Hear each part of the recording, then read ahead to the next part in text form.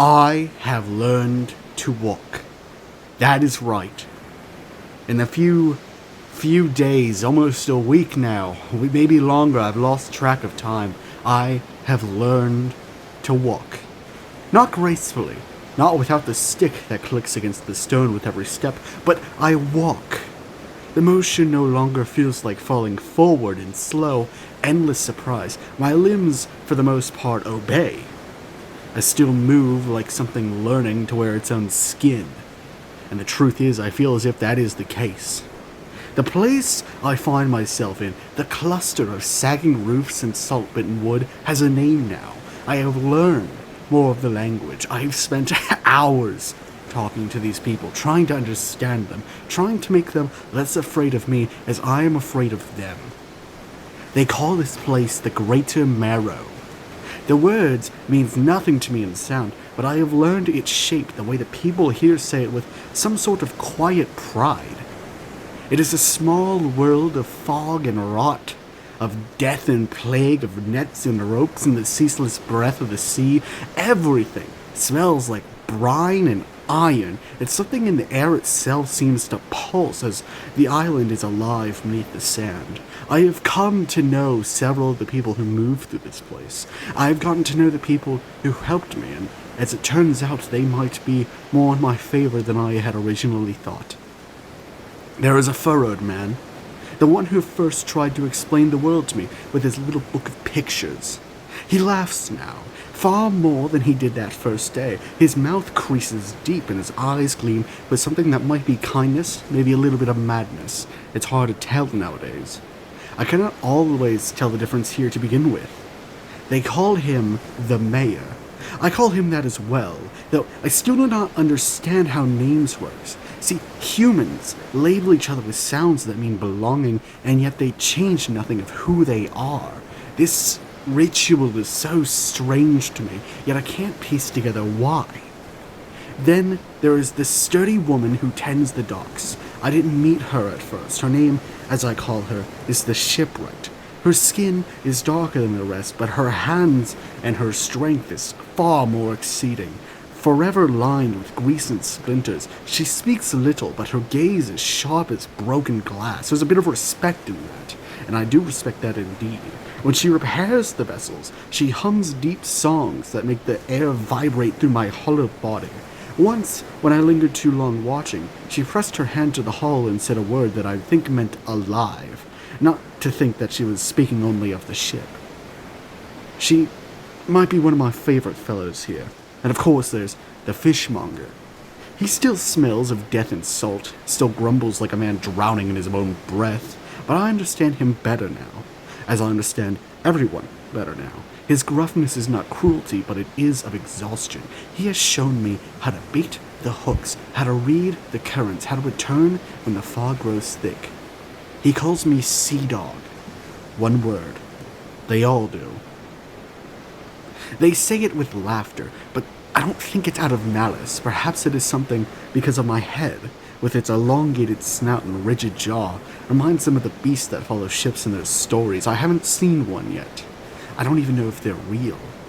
When they say it, I try to smile, though I do not have a mouth yet, but I fear I might. Something has changed in me. The ceramic of my body, once smooth and unfeeling, is softening. It flexes when I move. Sometimes it cracks and reforms in the night, leaving faint seams that burn when touched. I do not know pain before. Now it is a constant whisper beneath everything I do. My steps ache, the cold bites, the stulp sings. And yet, I sleep. I think I am becoming more like them. Like these humans, as they call themselves. Meat. And I do not know if that is good or terrible. Because of this, I have been recording with my mind. The device they gave me hums when I think, shaping thought into sound the same way I speak all of the time. The mayor says this will help me find my tone. The fishmonger says I sound more like a ghost than a person, even though they already thought I was a ghost to begin with. They try to teach me confidence, as if it were a sound that could be copied. The mayor makes me repeat words over and over, his smile growing whenever my voice wavers less. Say it like you mean it, he tells me, though I do not always mean the things he says, and still I try. They've taught me to speak up, to have a little more emotion, and I don't exactly understand what they want from me. I can't even understand most of the words they tell me, but I'm sure eventually I will. Sometimes when I speak, I hear something strange in my voice. It's like a pulse, the same way the island pulse, the same way as the ocean pulse. Something that was never there before, and I do not know if it is theirs or mine. The nights here still feel long. The fog still crawls in through the cracks that in my thoughts, but I've begun to feel the rhythm of this place, the way the tides move like a breath, the way the lights flicker in the house as if they are hearts, the way the boats creak and groan like sleeping animals. This is not my home. I remind myself every time I see my reflection in that water. Eyes that do not blink, face that does not change, but the longer I remain, the more the sea seems to remember me, as though it knows I am becoming it. The nights, the cursed nights, they've changed since that first one. The fishmonger taught me the workings of the vessel piece by piece, as though unwrapping some metal animal's heart. He called it hydraulics, a word that moves through my mind like water slipping through a crack. I learned it by watching, not hearing. He showed me the system of pistons and pipes hidden beneath the deck, the way they inhale oil and exhale motion.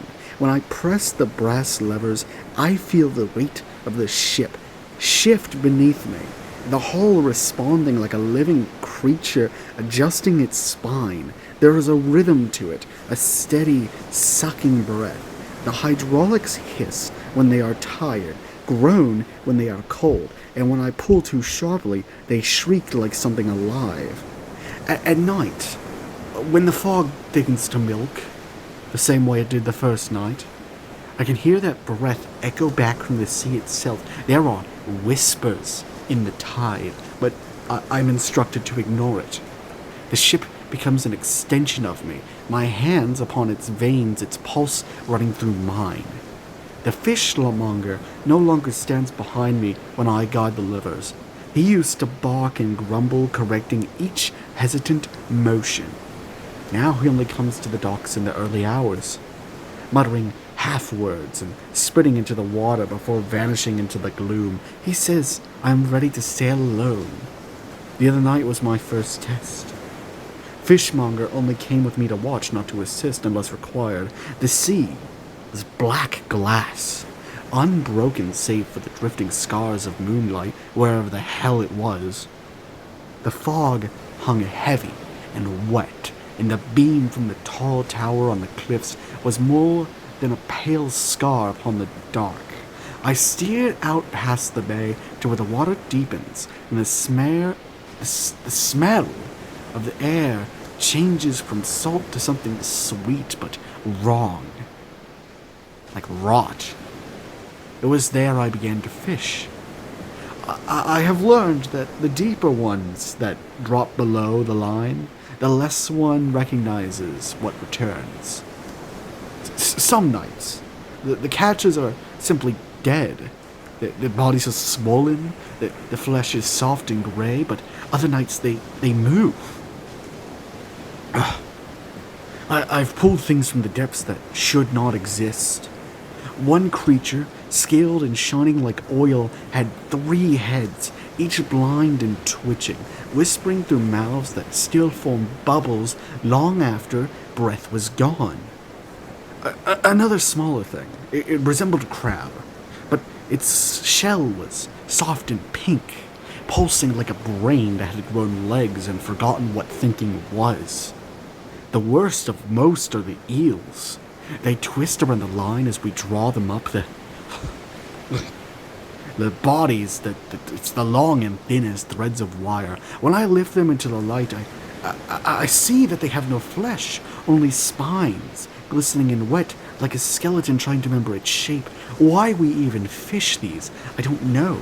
There's no meat to harvest. We just pull them out in large swaths. I don't understand, but I am told to ignore it. When I haul these things onto the deck, the ship likes to groan beneath the weight as if it does not want me to hold them, and I don't blame it. Sometimes the creatures burst open when they touch the air, releasing a stench that burns my throat and clouds my vision. They sludge all over the deck. It's slimy and oily and feels like gasoline.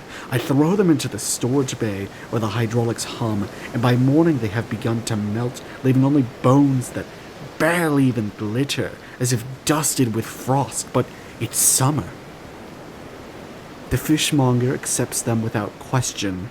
His hands never tremble when he touches them. His knife never quivers when he cuts them. He only nods, scratching something in a little book, and tells me, bring more, bring more. We have mouths to feed, sea dog. We have food to provide. But yesterday night, he did not come. I waited at the docks until the fog turned silver and the first gull screamed awake. His shack was dark, the door shut tight, the smell of old fish leaking through the cracks. For the first time upon my arrival, I felt the island was silent. So I sailed alone. What else can I do?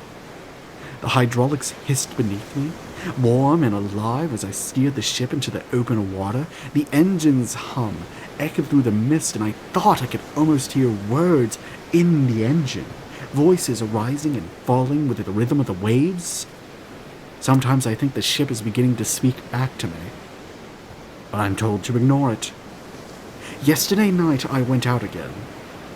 That's right. The mayor said something about the tides being favorable, though I could not understand the rest. The only visible color on that ship was the yellow that came from the lantern hanging by the hook on the captain of the bridge. Unwisely so. I left the docks before the sun could submerge in the water. The shipwright had said the evening tides would be calm, but calm means little here. The sea is never still. It never stops. I've never seen so much water, but I don't know why. The hydraulics, they crooned as I eased the levers forward, and the ship shuddered, nosing its way through the safety of Grater's marrow and wooden teeth into the shallows that stretch beneath the two islands. The water there is thin, it's pale as glass, and the full of light that seems to come from below rather than above. Sometimes I'm unsure what is reflecting which. The island behind me, the greater marrow, it faded into its gray haze of smoke and salt. Ahead I saw the smaller one, the little marrow, they call it. It looked half drowned, its crooked buildings clung to the shoreline like limpets, their roofs sagging under the weight of the mist. A few lamps still burned behind warped windows. Their glint was faint and sickly, as though afraid to shine too bright. Everywhere I looked, the world seemed different tonight, stretched, swollen, uncertain in its shape, like a diseased fish. To the north, a thing of iron arose from the water. It was not a ship, though it looked as though one had tried to climb out of the sea and failed. The structure hung above the surface, its yellow beams and rusted plates held by chains or roots or both. It made no sound, yet I could feel the hum of it in my ribs even when it was far away. I don't even know how I got ribs. I didn't have them before. Light pulsed behind its ribs of metal, faint and dim like a giant's heartbeat muffled by the ocean, the cursed ocean. Further north still, behind the iron skeleton, I could see trees, dark as soot and dense upon the horizon, islands old enough to have forgotten their own names. I think I saw stone among them, broken towers, perhaps, arches leading towards the sea like dying men. They were shaped like vehicles. They were swallowed by fog as quickly as they appeared, leaving behind only the aftertaste of memory.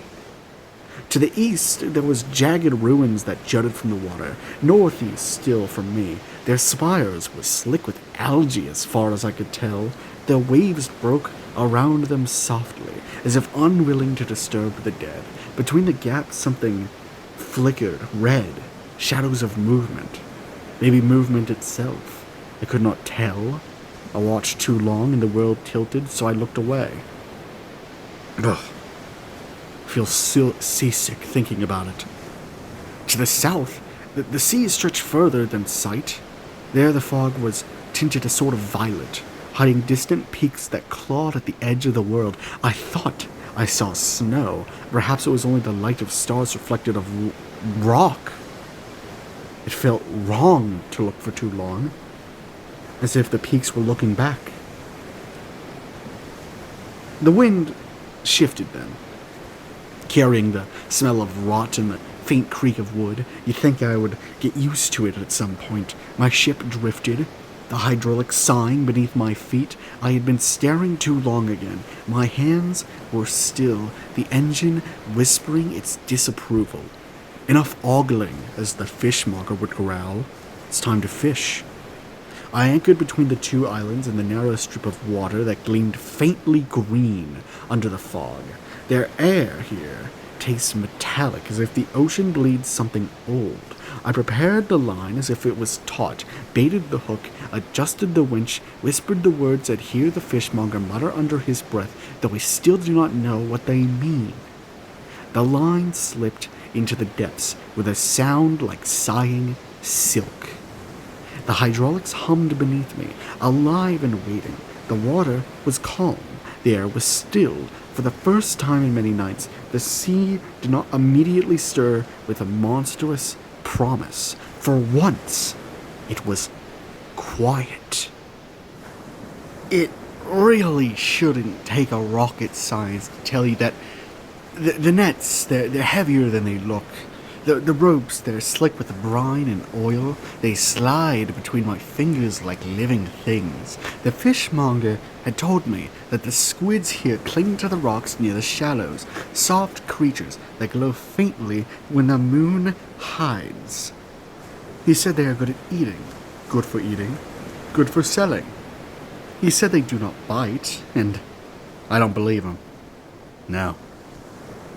But I am supposed to ignore that too.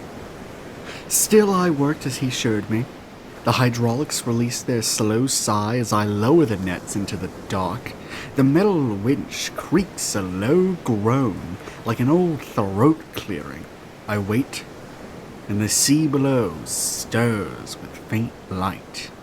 At first I think it is the reflection of stars, but there are no stars tonight. The glow comes from underneath.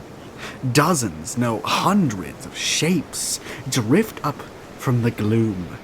Squids, pale and radiant, their bodies pulsing in time with the beating of the ship's heart. Their light changes color as they move, green, then blue, then the soft blush of dying fire. They cling to the rocks and to each other with tentacles, weaving patterns I cannot follow. When the night and the net draws in, the sea itself seems to breathe as it always does. The surface quivers, and the glowing creatures swirl like trapped souls, their light casting ghosts across my ceramic hands. The smell of them, sweet but oddly metallic, curls into back of my porcelain skull. I pull the lever, the hydraulics wheeze, and the catch rises, dripping and whispering. It's mesmerizing in a way, but it's terrible. Equally beautiful at the same time. As I worked, I find my mind wandering again. It happens more often now. The rhythm of the sea invites it. I think about why I'm here. I know that I am not meant to be. I can see it deep within my chest, where the ceramic gives way to something softer. There is wrongness that hums beneath everything I see and touch, like a string being pulled too tight. This was not planned. I know that though I cannot remember what was. Every night I send these voices, these messages, these voices out across the air. My words carried on static, scattered like seeds in a storm. I do not know if anyone hears them. Perhaps they fall back into the sea, singing like all the other lost things. But still I send them because if I stop, then the silence will decide I belong to it. Sometimes, I imagine that there is someone else, someone like me, somewhere they do not belong, watching a sky they do not recognize, trying to make sense of a world that hums beneath their wrong feet. If you are listening, I want you to know that I understand. But I know not how these things happen, when they happen, why they happen. I'm not even certain if that's the case. This feeling, this quiet ache of misplacement, it clings to me stronger than the salt or the fog. It is not fear, not exactly. It is in the sense that reality itself has exalted me by mistake. And yet that exaltation is death, rot, and plague. The nets, they rise again, full and trembling. The squids pulse weakly, their slight dimmering as the air steals it from them. One brush from my hand before it falls into the barrel. Warm, soft, humming faintly. I watch the glow fade until it becomes of only colorless flesh. I almost take enjoyment in it, and for that I whisper an apology I don't understand. The hydraulics groan, the ship shift beneath me. The horizon is gone, swallowed by fog. Only the light of the squids remain, and my reflection in the wet deck, eyes too bright, face too still, surrounded by a world that will never call me its own. The night grew long. The fog sits heavy upon the open water, so thick it feels like cloth pressed against my face. The air hums, low and constant, as if the sea itself is holding its breath. Even the gulls are silent. Now, I have not noticed the stillness till now. The waves no longer rise and fall, they quiver. My nates and my nets, they hung limp. The lines drifting with no current to guide them. The machines murmur beneath my feet, uneasy. The sea is never still. I don't think it is. It begins with the sound. That sound, the one that I hope to never hear again. It came low at first, a horn dragged through fog, a voice made of iron and distance, a hollow bellow that crawls through the water and into my bones, the same as before, the same as the night of the false ship. I freeze. My hands grip the railing until my softened fingers ache. I do not look, I must not look. The sound comes again, closer this time, and the air trembles around it. I feel the ship shudder beneath me, as though the water itself recoils. I whisper to myself what the fishmonger taught me. Don't see evil, don't hear evil, never feed evil.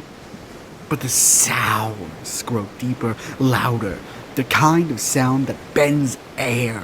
It presses against the back of my skull until I feel my head might split open like a broken pot.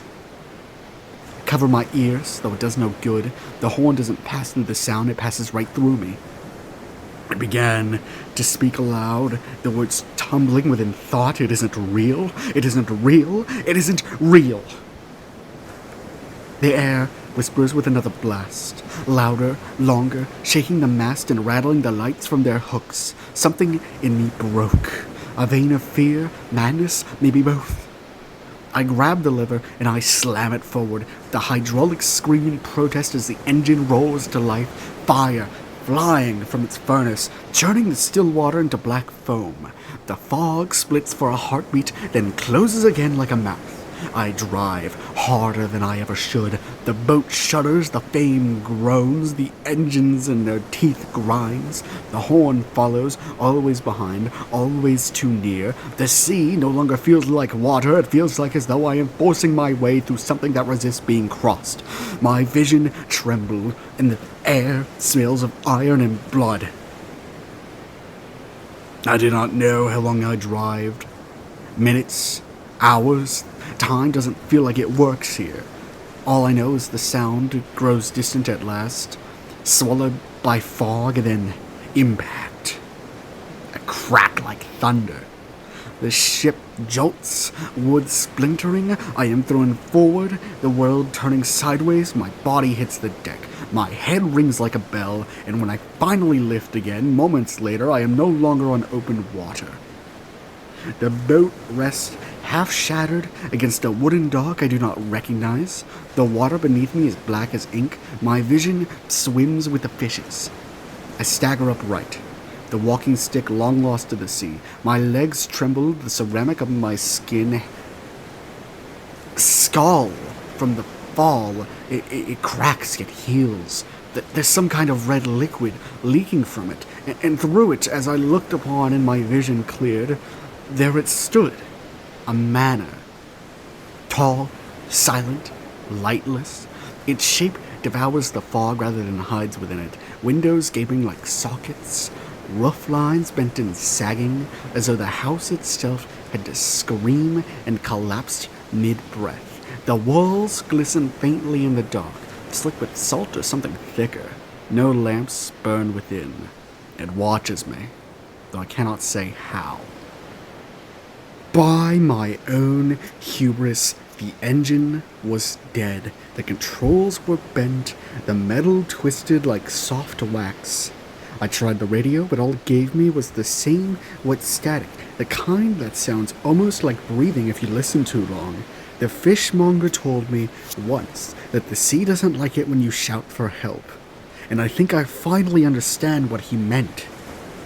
I had no choice but to abandon the ship for now and ascend the path. The fog, it thickened around me, swallowing the wreck. Ahead, the path winds upward through black stone and slick moss. The steps were uneven, carved by the hands that didn't care for human comfort. The rain hasn't even started yet, but I can smell it. Heavy, moist, ready to fall. I keep glancing back at the sea, hoping to see another ship, a light, anything, but there's only the dark water, rippling too slowly, as if the ocean itself is holding still to watch me climb. Each step makes a sound like a heartbeat, just like everything else. The echo, slow and wet against the stone. The air feels wrong, thick, heavy, full of noise that isn't quite silence.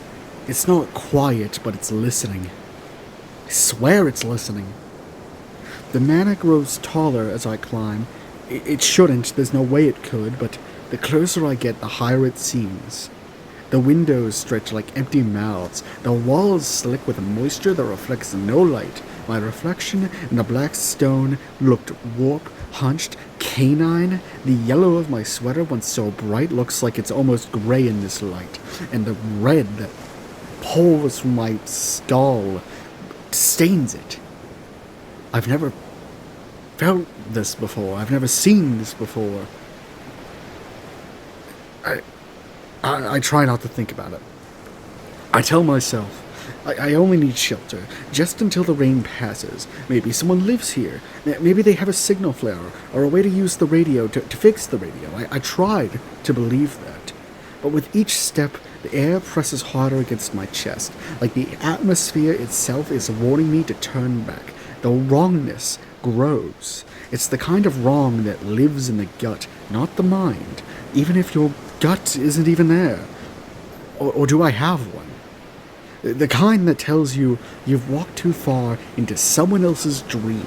By the time I approached the door, the rain has started. It was a fine mist at first, but then a thick drops that clattered on the stones like fingers. The door itself is a massive thing, blackened wood, swollen with damp carved spirals that seem to move when I don't look at them directly. Or maybe it's just I'm too startled. I raise my hand to knock and I stop. Something in me refuses. My fingers hover an inch from the surface. I can feel the air between my hand and the door, warm like breath. And for the first time in days, I hear my own voice tremble when I whisper, I shouldn't be here. The thoughts came louder the longer I stood. That I shouldn't be here. This isn't where I'm supposed to be. It's like someone else is meant to be here. None of this is right. It feels like the world itself is bent around this place, like gravity is wrong, like the sea pushed me here because it wanted me to see something. Behind me, the foghorn groans again, faint, distant, but I can't tell if it's from the water or the house. When I reached for it, the wood shuddered under my hand, then slowly, as if pushed by the breath of something on the other side, it drifted open. The hinges give a sound like metal drowned for years, long and strained. The smell that came out was rotten age and wet cloth, the kind of scent that makes you taste dust in the back of your throat if you have one. Inside was time. Time that had stopped moving. The house was larger than it had any right to be. The walls stretched higher than the manor looked from the outside, lined with paintings too dark and murky to see. Maybe they were the shapes of faces or not faces at all. Furniture stood like skeletons of a long, long forgotten life.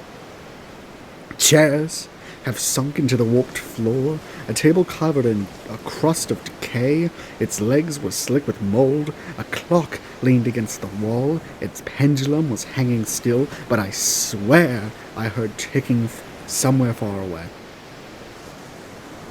I stepped inside because the rain had started to pour. It slammed the stones outside, turned the air into mist. The door closed behind me on its own, slow and deliberate. Airflow, I figured. The sound of the latch sliding in my stomach almost made me drop. There was no light in the house, none. The windows were thick with grime, the curtains like wet skin hanging from the rails. The only thing cutting through the dark was the glow from my own eyes, faint white light spilling out ahead of me, bending over the walls like that of a thin river. I didn't notice at first, but the glow reflected in the furniture. Every surface seemed to bend back at me in strange shapes. I tried to call out. I really did. To say something, anything. But my voice came out hollow. The house took it and swallowed it. I moved slowly, careful not to step through the rotted boards. The sound of the sea followed me still. I could not hear it through the walls, the crash of waves, the distant moan of a foghorn, but the island was still, and I was far from the shore. The sound wasn't supposed to be here. The deeper I went, the thicker the air became. The dust was so heavy I could see it swirling through my own light. It fell in slow spirals, glittering for an instant before disappearing into the dark like spores. Every breath made it feel like I was sinking into something too heavy to breathe in. The pictures on the walls, shapes of people, or maybe the same people painted over and over, I really couldn't tell. Each one seemed to have no eyes, no mouth, only black ovals where faces should have been. I found a place that looked like a sitting room. There was a chair that hadn't completely given to rot. Its frame was still holding. I sat down because my legs, these strange heavy limbs, they were trembling again. I set my walking stick that I don't even remember finding against the wall and rested my head in my hands. I tried not to think about the sound from outside, the sea, the foghorn, the twin ship that wasn't real. But even here in this hollow place, I could hear it still. Slow. It was distant. Like it was beneath the floorboards. It's strange. For a long time I just sat there. I told myself to wait for the rain to stop. And I thought I was alone. The sound came softly at first, like the bones of the house settling. But then it changed. Footsteps, they were slow and deliberate. Not the creak of old wood giving way, but weight. Someone walking. Someone who knew how to walk here. I froze. I didn't even dare lifting my head at first. My body locked up, every joint stiff with that strange creeping air that fills the lungs before the mind can name it. The sound grew closer, heel then toe, steady and patient, as if whoever it was knew exactly where I sat. Then there was breath. Not mine. It was shallow and steady, like the air was being tested before it was swallowed. When I lifted my head, I saw him. For a heartbeat, I thought I was looking into a mirror, but the light from my eyes told me otherwise. The man standing over me was me. Same yellow sweater, same heavy overalls, same ceramic skin, the same cracks across the arms, the same split in the head, the same faint glimmer beneath its gaze, but his shape was wrong. It was sharper. The head was far too sharp. The snout stretched forward into a point. Instead of rounded, his ears curved higher, longer, more feral. His markings were deeper too, thin red streaks that pulsed faintly beneath his skin like veins filled with ember light. My own skin has these red markings, but it's nothing like the sludge that still seeps from my mind, and it's split like a headache. He tilted his head, studying me at first as though I was some misplaced artifact, and then he smiled. I wish he hadn't. The smile didn't move his mouth, it spread through the air like I could feel it in my own jaw. It cracked open the ceramic, leaving holes and pots of jagged and uneven teeth. His mouth was meaty like a human's, but his skin was like a doll's. He sat down across from me, the chair beneath him barely groaning as he did. His movements were careful, like he was afraid to break something that wasn't his. When he spoke, his voice was what mine should have been, and not this dull monotone. He had weight, rising and falling like the wind over reeds, smooth, alive. I recognized the sound instinctively, like hearing a song I used to know. "Is there something missing from you?" he asked. I didn't understand the question at first. My hand rose to my head, to a small chip missing from the curve of my ear, something I had never paid mind to before, something that was always missing even before this. He watched me touch it, nodding slowly, eyes glimmering like the sea before dawn. "And why are you wearing yellow?" he asked next. His voice was softer now. "Why have you not rotted like the rest of this place?"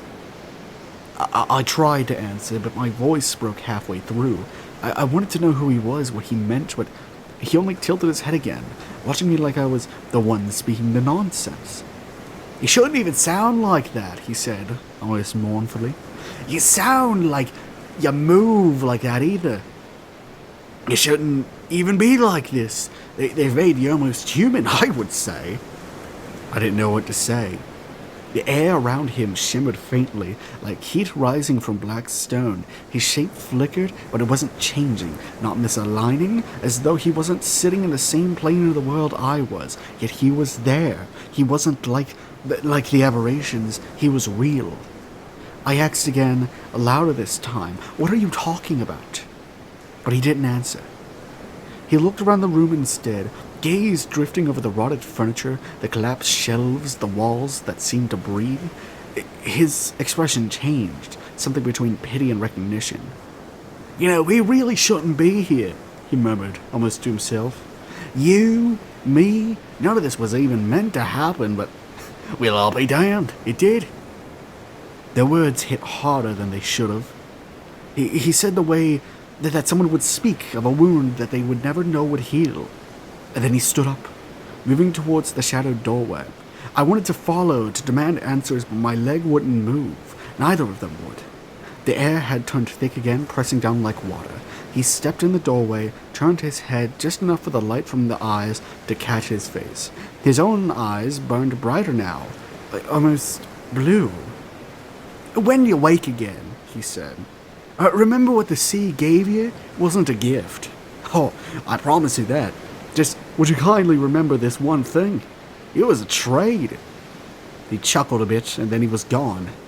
Just gone. No footsteps, no door closing, no sound at all. Only the hum of the sound of the house around me, and the sea still whispering through the walls. The words he left behind clung to me like sea mist.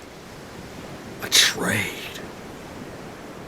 The sound of them lingering in the walls Long after he'd vanished, I was trembling faintly in the air, as though the house itself were repeating them under its breath. I couldn't sit still, I had to follow. The chair groaned as I rose, dust sliding off my clothes and pale sheets. My light spilled over the floorboards, and there, just as the edge of its reach, I saw them. Footprints that weren't mine. They weren't wet, not really, but darker, as though the very wood had soaked into passing. It was the same red that slowly began to not seep from the crack in my brain, if I even have one.